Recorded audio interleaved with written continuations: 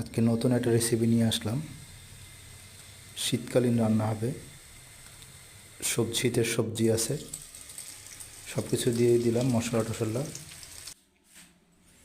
ডাল দিয়ে দিলাম। এখন শীতের সবজি যেগুলো কেটে রাখছে সেগুলো দিলাম, ফুলকপি, সিম, শালগম, সবগুলো দিয়ে দিলাম। আশা করতেছি রান্নাটা মজা হবে অনেক। সব দেওয়ার পরে প্রথমত সবজিগুলো ডাল সহকারে একটু কষিয়ে নিলাম। সুন্দরভাবে কষাতে হবে যাতে মশলাগুলো ঠিক মতন ঢুকে। দেখা যাচ্ছে খুব সুন্দরভাবে আমি কষাচ্ছি।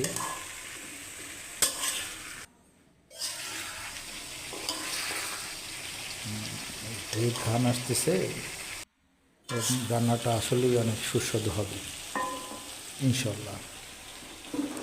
আমি ঢেকে দেব কিছুক্ষণের জন্য,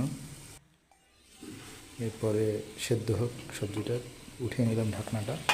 এখন যে কী অবস্থা, হ্যাঁ মোটামুটি ভালো একটা পর্যায়ে আসতেছে।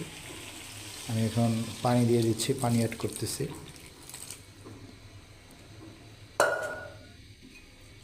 পানি অ্যাড করে একটু নেড়ে চেড়ে ঢাকনাটা আবার দিয়ে দেব, যাতে সবজিটা একটু ভালো সেদ্ধ হয়।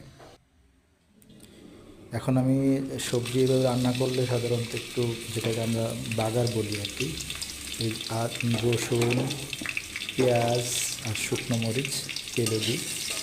তেলে দেওয়ার পর এটাকে একটু যখন ভাজা ভাজা হবে পেঁয়াজটা রসুনটা, তখন দিয়ে দেবো আর কি। দেখেন কী পরিমাণ ধরছে, এখন দিয়ে দিলাম। শব্দও শোনা যাচ্ছে। খুব সুন্দর মজা হচ্ছে,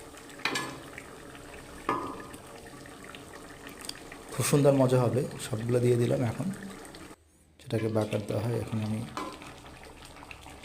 একটু নেড়ে চেড়ে দিচ্ছি, সব জায়গায় যায়। এখনই আমি কিছুক্ষণ পর চুলাটা অফ করে দেবো। আশা করি রান্নাটা সবারই ভালো লাগছে। আল্লাহ হাফেজ।